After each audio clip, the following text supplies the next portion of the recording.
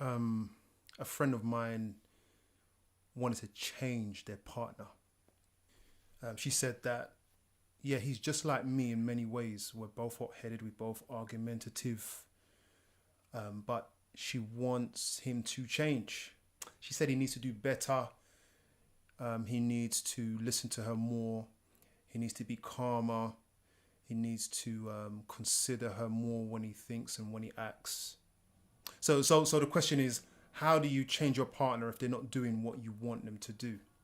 So I've got 6 tips to help you understand change, help you understand the context of change, and how to do it with less stress. You know, the thing is, whether someone is like me or not, sometimes I'm hard to live with. I can imagine that I'm difficult to live with. I've got ways about me, and so for me to ask someone to change, I'm asking them to either be like me on one hand or be unlike me on the other. You know, but the truth is, they are who they are. You know, they are.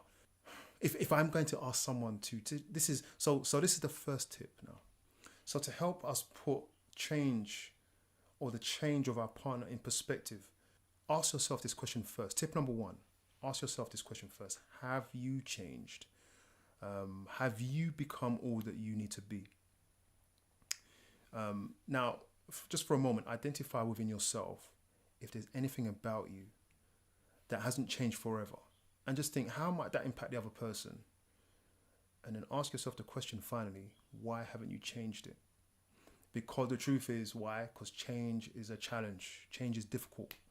Changing something about yourself, fundamental to yourself, is not easy. It is so far from easy. The thing about that you love the most about yourself, the thing about you that makes you feel comfortable with yourself, that helps you to function the way you do, it's not easy. So how can you then ask someone else to do the same when the situation is just the same? Yes, it may be something that bugs you, gets on your nerves, makes you cry, but change is not easy. So if you want them to change, first recognize, have you changed? Have you changed enough? Because technically it's not fair. You're asking them to do something that you haven't done yourself.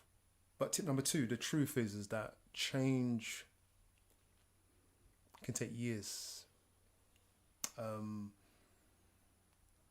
The colleague or the friend of mine who told me about her trying to change her partner, she's been with him for about 14 years and he hasn't changed. She's frustrated because she says she's done everything. Of course she hasn't. But I said to her, it can take a long time and it's not easy. And so you have to be prepared to live with some of the process, okay? Because the process is glorious. As a person, me, myself, I'm happier with the process. So if I see people changing, that's more important to me than the final product, because the truth is that we never stop changing. Even when we're left to our own selves, even when we're left to our own devices, we really don't stop changing, where there's always something developing or evolving inside us. But when I'm looking at the other person, I want it to happen now. But actually, and I said this to her, I said, it can take 10 years, but you haven't done everything. And then after going through the conversation, she recognized, no, I haven't. There's more to do on her part. So recognize that it can take 10, 15, 20 years for you to get some of the simplest changes from somebody. But then that moves us on to point or tip number 3. Tip number 3 is that some change that you want or feel that you need may never happen. How much can I say about that? How much can I say about change that won't take place? If it will never happen, I guess the question you can ask yourself is, are you prepared to live with certain things that will never happen?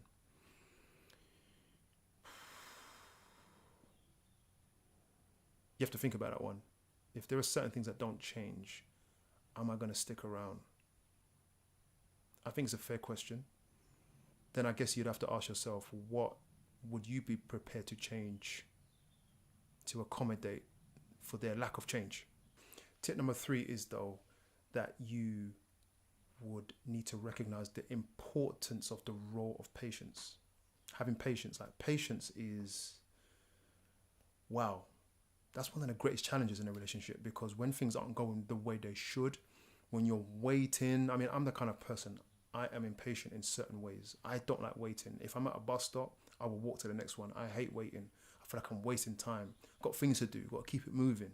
You over there, you got to change your ways, because for me, waiting for you to do what I think you need to do is something that I struggle with,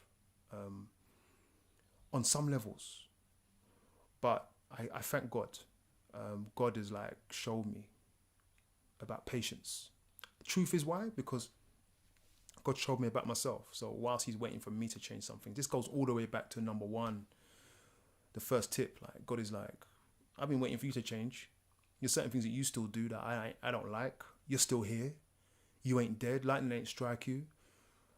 God has shown me, man. I got kids, and I tell you, for those of us who have kids, we might recognize that kids test us. And if without patience, where would they be? God waiting for me to change certain things that may never change for whatever reason. Maybe I'm too proud, I don't care enough, has shown me so much about the other person. So when I'm looking at changing somebody or waiting for them to change their ways, I recognize that I haven't changed certain ways about myself. So I've gone in a full circle now. Yeah, I'm going in a full circle. But patience can give way to point number five, is that it will allow me to recognize I need to be the person I want them to be. I need to be, therefore, more patient. If I need to be more kind, then be kind. Patience with myself and them has allowed me to evolve. And again, then it goes back to the process. I can see change in me. Compare me to 10 years ago. If you ask Juanita now, what was I like compared to 10 years ago? She will say that I've changed in many ways. Some ways I haven't. But she will tell you that because I'm on a journey. And so I'm recognizing that I am becoming more of the person I want her to be for me. And that is a tough one, but that's what it's been. And although change is forever, change is always evolving, I'm becoming more at peace with the process rather than focusing on that end product of what I want her to be. I've now taken my eyes off of her and put it on me. She is who she is. She will change when she's ready. But looking at myself, I recognize that I am really on my way to being better. And as I go on, I'm finding out more things about myself that need more change, which makes me feel like I'm setting myself back, but really I'm just exposing more about who and what I am. And so it's only fair that I be who I want her to be, which then I have no great need for her to be everything that she needs to be, that I thought I wanted her to be. So I'm finding more comfort within myself. And so I guess this leads on to this sixth point. The sixth point is that a lot of the time the best sermons come through actions.